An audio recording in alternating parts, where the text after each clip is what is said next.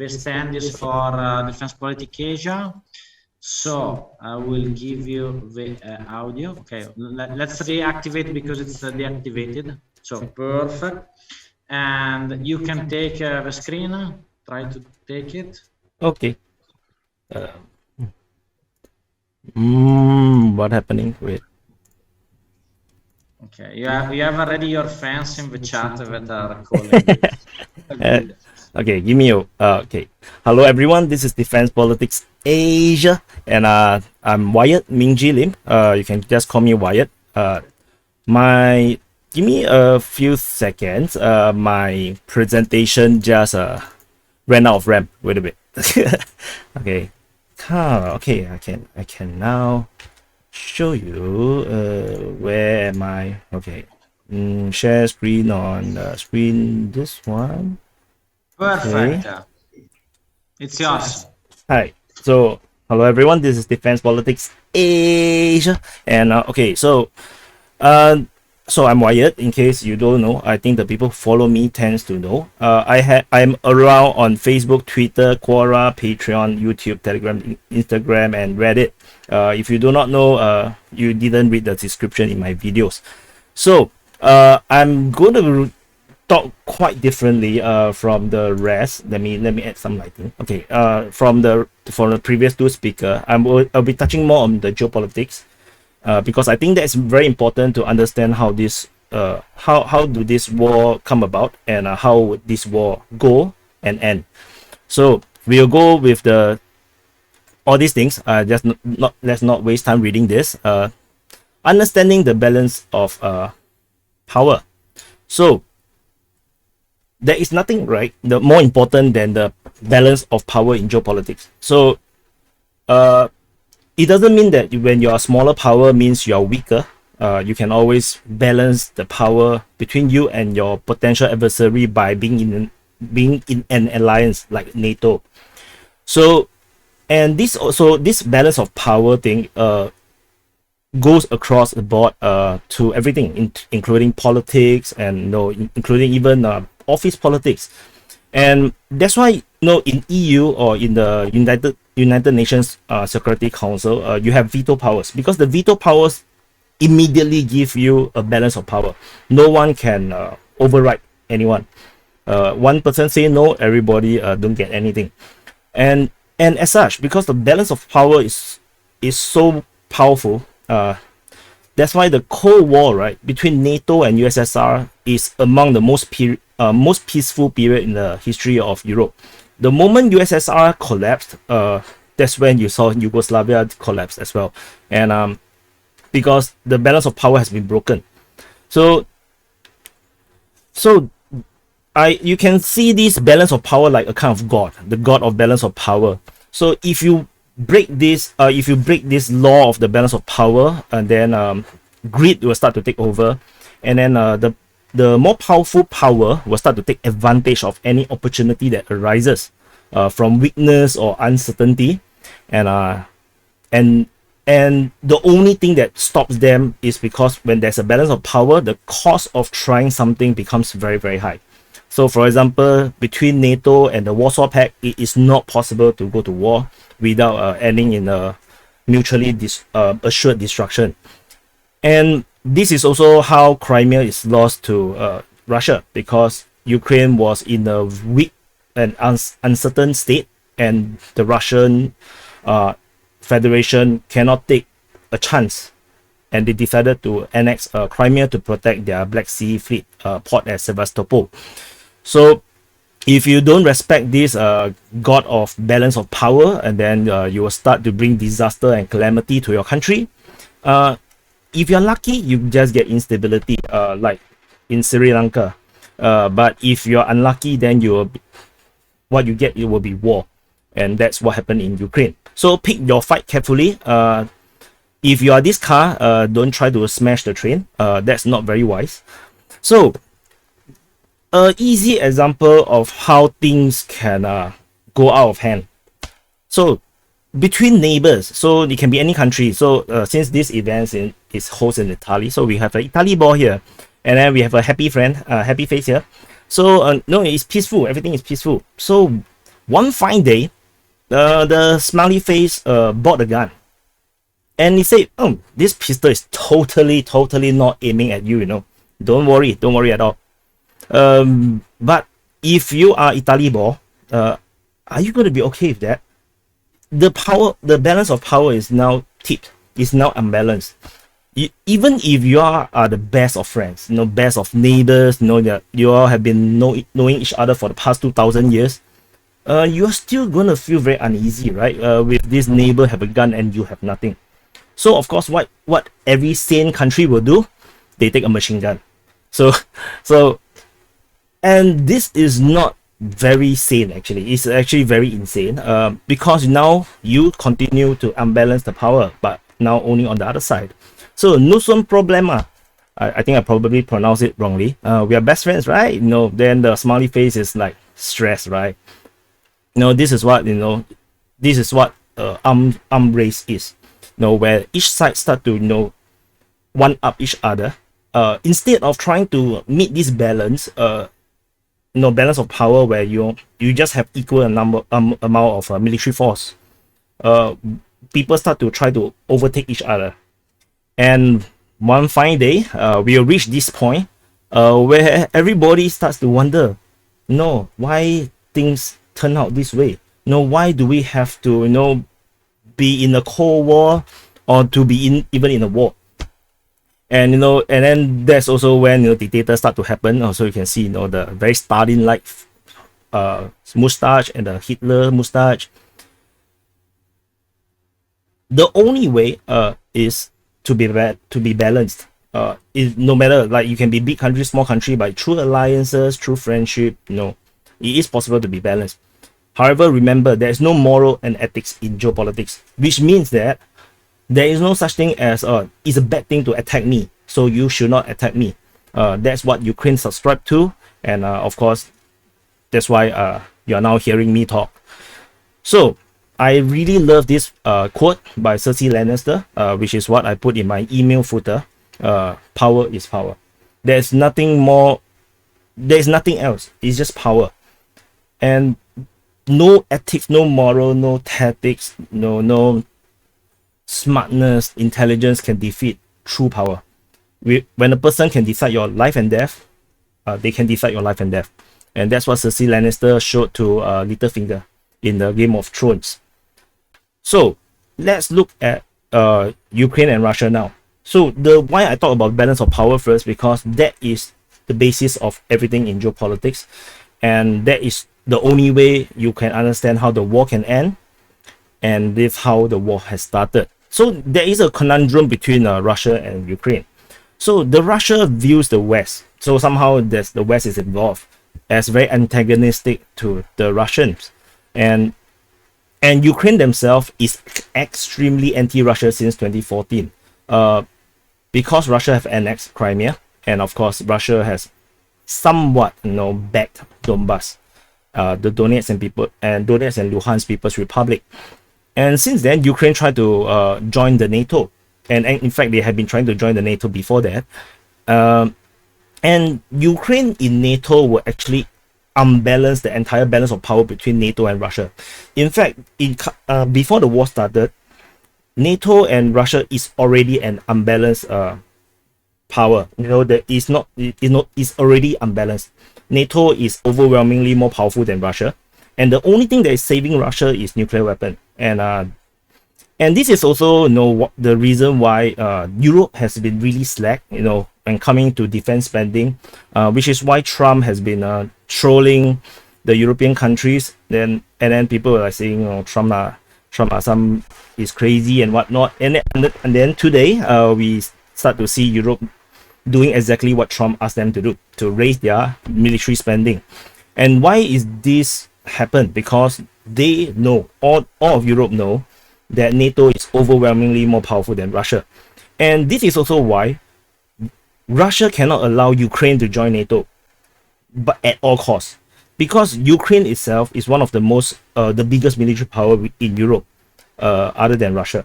They are almost as big as Turkish military, and Turkey itself represents is already the second biggest military in NATO. And if Ukraine joined, they will be among the top 3 biggest army in NATO, and that would absolutely unbalance the entire balance of power between NATO and Russia. And not to mention, Ukraine is already very anti-Russia, and NATO, of course, they are definitely going to make full use of Ukraine as the front line. And of course, they have no choice. Geographically speaking, they are on the front line. And Russia is definitely very worried that if Ukraine is part of NATO, then Ukraine might trigger a war so that they can make use of NATO, basically, actually is USA, to destroy Russia. And Russia will not be able to defend against a war against the entire might of NATO. But on the Ukraine side, their view is different. They are more looking within. They are looking at Russia as the aggressor because they annexed Crimea and backed the separatists in Donetsk and Luhansk. And there is also this balance of power broken within Ukraine itself, because after the Crimea has been annexed and Donbass broke away, the entire voting power for the pro-Russian side is broken. So in the past, it used to be rather balanced between pro-Russia and pro-West. But because of the loss of Donbass voters and loss of Crimean voters, it has become absolutely pro-West. So Ukraine will forever be pro-West. And this is because the lack of anti-Russia voters, and lack of pro-Russia voters in Crimea. I think I typed wrongly here. So, I think I typed correctly. So anyway, and then it got worse because in 2015, Ukraine started to be rearmed, retrained, and militarized by the West. So we all know that NATO has training centers. They have been training the Ukrainian forces. But why? Why is the West so interested in training the Ukrainians? So, and this is why the West has stopped being a neutral party to resolve the Donbass crisis, or the Donbass civil war, or whatever you want to call it. And this rise, and then there's also another part to it. There's a rise in power among the ultra nationalists and the extremist group within Ukraine. It's not like they are they will be voted by a lot of people. It's not true, but they have clout, they have power, they have guns, and it is extremely difficult to use whatever laws that Ukraine have to actually curb them. And not to mention, they might be backed by some oligarchs or whatever. So, and this includes Zelensky. In one of these very famous videos, Zelensky tried to talk to some of the ultra nationalists in Donbass area, and then he got like humiliated or something. So there is no good guys in this conflict, not even the Europeans. So you guys watching here, you are not a good guy. So the OSCE supposed to be a neutral party that is monitoring the Minsk agreement and this demilitarization of the Donbass area to try to bring peace to the region. But since this report in April 2016, which is actually a detailed report of interviews done in late 2014 and until January of 2015, and that this report only launched in April 2016. It took a year to write a report, so ridiculous. And this is actually on the war crimes of the Ukraine armed forces, and I read through the whole thing. I lost part of my soul. And since then, there is no longer a follow-up report. So this is the second report. We never saw a third report. So this, since 2015, even OSCE is no longer neutral. So Europe is no longer neutral. You can actually go and download this yourself. This link is authentic, in case you think that I'm making this up. So let's go to the current war situation and projection. Let me pull the map. Okay. So the current situation. So in case you need I just do a very quick intro into what happened in the beginning. The Russians started at 5 different fronts. There is I call them the Kiev front, Sumy front, Kharkiv front, the Donbass front, and the Crimea front. And since then, the Russians have withdrawn from the Kiev front and the Sumy front. You probably has known. So the Ukrainians are really happy about it. And there's only the Kharkiv front, the Donbas front, and the southern front, which I now changed to the Taurida front, which I don't really use that term. So the Russians have captured the entire of Kherson Oblast, probably 95% of it, and also more than half of Zaporizhia front, Zaporizhia Oblast, so the region.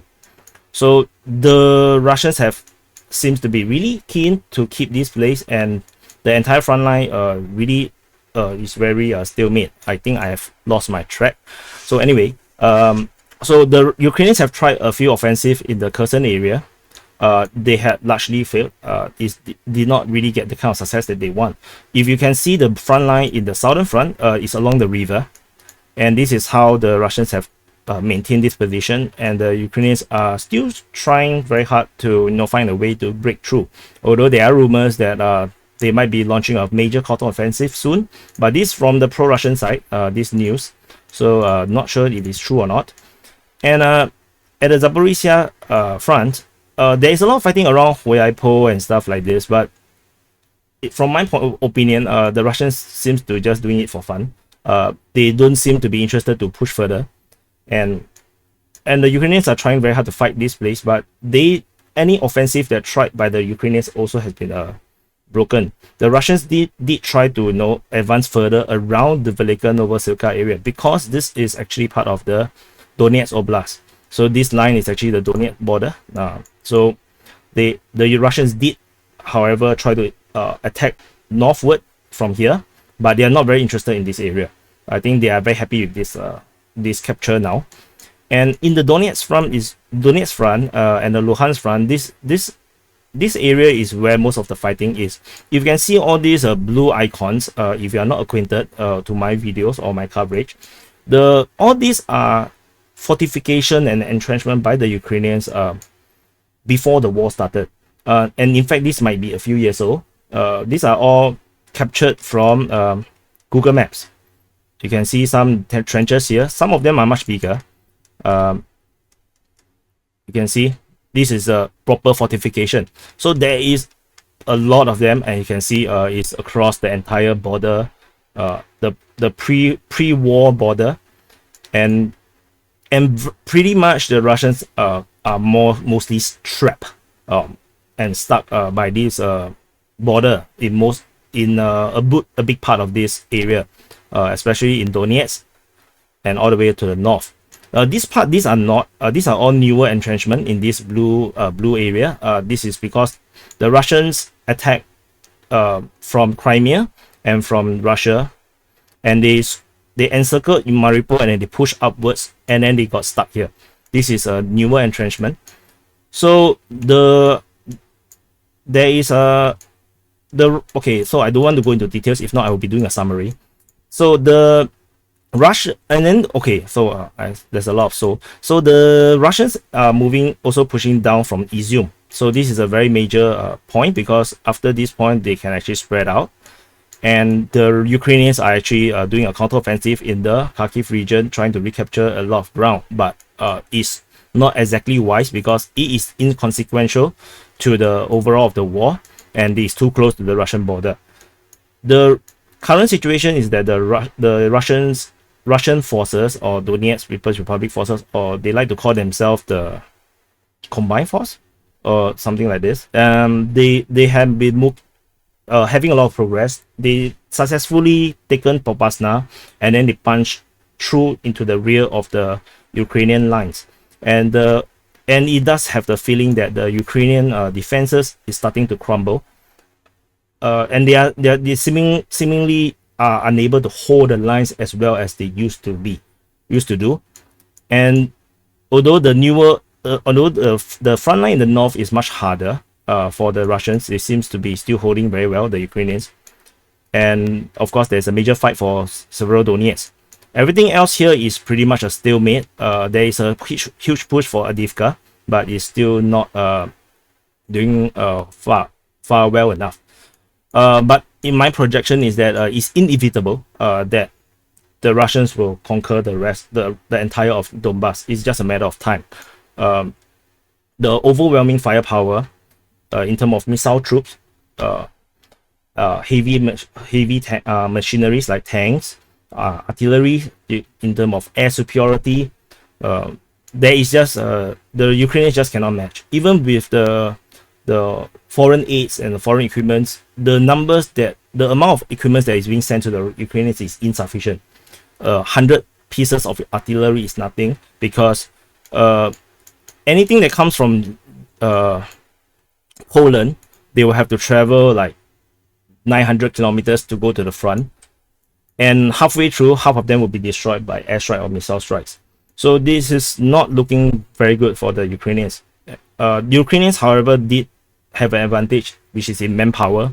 The mobilization will probably, I estimate, it's probably they will have around 1 million soldiers, but 1 million soldiers have to guard all the borders from Belarus all the way to the Russian border, and then they have to guard Odessa, Mykolaiv. They have to cover the entire front line. So when you spread it out, it's still pretty even, and the Ukrainians are now struggling really hard, and the lines are broken. It's starting to break. We can see a lot of push out, like this horse-looking front line, and as we speak, the Russians are still pushing outwards. So let's not talk too much. You can actually go to my channel to watch the summary. So let's not dwell too long on this map. I want to go back to this. So that's the projection. So how do we end this war? So the cessation and negotiation. So it all depends on the balance of power again. So however, this is not within the hands of Ukraine. Ukraine can never be balanced against Russia because the war has started. Then no one will be in an alliance with them. And so whatever the Ukrainians want is no longer relevant or actionable. It is up to the West, actually, the NATO forces, the NATO, United States, European Union, to decide when the war should end. Unless they enter the war themselves, then this war will never end. So the only way the war can end now is by the cessation of support for Ukraine's war effort. This is very similar to the previous speaker, the war in Ukraine, saying that how Ukraine will fight to the end, and I will actually talk a bit on that later. So, however, on the Russian side, they have no reasons to actually stop their military operation until they get what they want. So they ought what they want. They want demilitarization of Ukraine. They want a denazification of Ukraine. Basically, a stop at capturing of all the extremist groups. They want neutrality in Ukraine, and they want the liberation of Donbass and recognition of Crimea. However, what I also think is that they will want the independence of the Zaporizhia and Kherson region, which they have already captured. And in fact, they might actually just annex it into the Russian Federation to protect this region. Because you make it a People's Republic, make it an independent country, they might actually, turn into another Ukraine in some distant future. So they might think of annexation, perhaps. But what is sure is that the longer this war fights, the smaller Ukraine is going to be, because Ukraine is not going to win this war, unfortunately, as far as I can tell. And this is where I want to talk about the Ukraine's situation. Ukraine's hands are tied. Zelensky himself has no option to surrender. He can't, even if he wants to surrender, he cannot, because he can be assassinated because there is extremist elements within Ukraine. Probably within the government, in the military, they are ultra-nationalists, extremists, which the moment he signs away, he can be assassinated. And even if he's not assassinated, after the war, he will be impeached, or he will be arrested for treason, because he signed away the land of Ukraine. So there is no option for Zelensky to surrender. The only way is for him to just fight to the very last Ukrainians who is willing to fight. I wouldn't say the very last Ukrainian, because not everyone will fight, but until the very last Ukrainian that is willing to fight. So there is no military option or possibility to reconquer Crimea or Donbass. It's not possible. Because if it's doable, then Crimea would already been reconquered. It's not. It's just not doable. No European countries is going to send their soldiers to die for Crimea. No one will die for Crimea. No one will die for Ukraine, except for the Ukrainians themselves. And what's worse is that the Ukrainians have accumulated a lot of debt in just 3 months of war. And this is like, like a gambler who went to gamble, and then he lost, and then he just doubles down and hoping for a miracle, because he already know that he's lost. He's just trying his best, try to have one miracle. And that's what the Ukrainians is doing now. They are just throwing everything out of the window and just doing their best. And in the post-war Ukraine, they will lose most of its population. They will lose most of its farming and industrial capability, which means that the ability to recover is also gone, or at least very, very hard. They will be worse than Greece. So what is the post-Ukraine war reality that we all have to accept? Okay, based on my opinion of what things are and will be, so the reality might not be the same for you, is that Russia is here to stay. There's no possibility, at least from the current juncture, from the current point that we look at the situation, that Russia will vanish. It's not possible.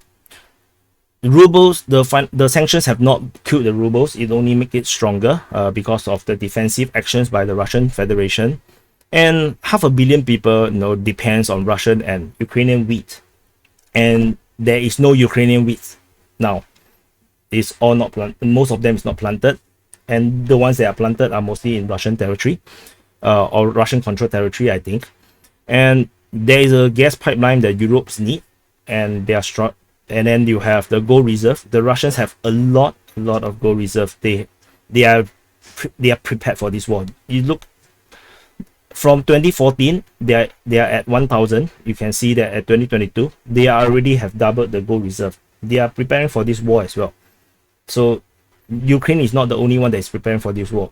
And not what's worse for Europe, because now I'm addressing mostly Europe audience, is that the Russian military is still very strong. Even despite the amount of troops that they have sent into Ukraine, there is still enough to fight the rest of Europe. And this is a Kinzhal missile, this is a hypersonic missile, which can have a nuclear payload, which means that at any time, if Putin decides to assassinate any world leader, he can do it and you are dead. Hypersonic missile, there's no way you can stop it. And you have the ICBM, which is also hypersonic, which currently no one has the ability to stop. And so they are likely to become stronger, and they are going to be more assertive in the future. That is the reality of the post-Ukraine war Russia. So what you guys in Italy or in Europe should think about? So in my opinion, things is going to get very bad for Europe. There will be a fundamental reconsideration about the identity of Europe and the alignment the European countries have to stand, and the relevance of Europe to the world. So because of this Ukraine war, a lot of the weaknesses of Europe start to appear. So now you have the gas, oil, fuel crisis. It's something to do with supply, something to do with high pricing. Then because of that, you have energy problems. You have food crisis because they depend so much on imports. Then you have high inflation because of all the sanctions. And then because of this Ukraine war, a ridiculous amount of propaganda and misinformation that is pro-Ukraine and anti-Russia has appeared. This has disillusioned a fraction, not all, but a fraction of the population. And somehow US leadership has been really unreliable. Biden has not been showing proper leadership in this entire crisis. And Russia refused to disappear. They just wouldn't disappear. And then you have debt from Ukraine that is not recoverable.